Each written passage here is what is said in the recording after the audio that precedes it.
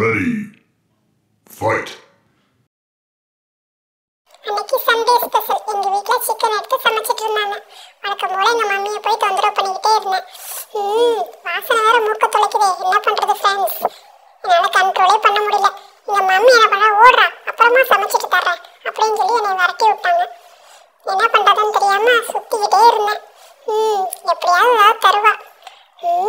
Chicken fry சூப்பரா பண்ணி வச்சிருந்தேன். அடுத்து கிரேவி ரெடி பண்ணி வச்சிருந்தாங்க. யோசிச்சுக்கிட்டே இருந்தேன் ஏதாவது நமக்கு கொடுப்பாங்களா அப்படின்ட்டு. இந்த சிக்கன் ஃப்ரையோட வாசனை வேற மூக்க தொலைச்சிக்கிட்டே இருந்தது ஃப்ரெண்ட்ஸ். என் மைண்ட்ல சும்மா இருக்குமா, சிக்கன் பிரியாணி சுத்திக்கிட்டே இருந்தது. எப்படி நமக்கு கிடைக்கும்னு ரொம்ப நேரமா அவன் போய் நின்னேன் ஃப்ரெண்ட்ஸ். ஆனா கொடுத்த பாடு இல்லையே.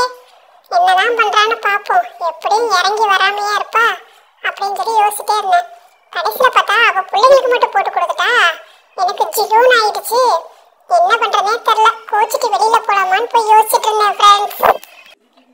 வெளியில போய் என்ன பண்றது, சோத்துக்கு தான் கஷ்டப்படணும் அப்படின்னு யோசிச்சுட்டு மறுபடியும் என்ன பண்ணேன், உள்ள வந்தேன் ஃப்ரெண்ட்ஸ். கிச்சனை விட்டு நகரலையே. குறுக்குறுன்னு என் மம்மியவே பார்த்துட்டு இருந்தேன்.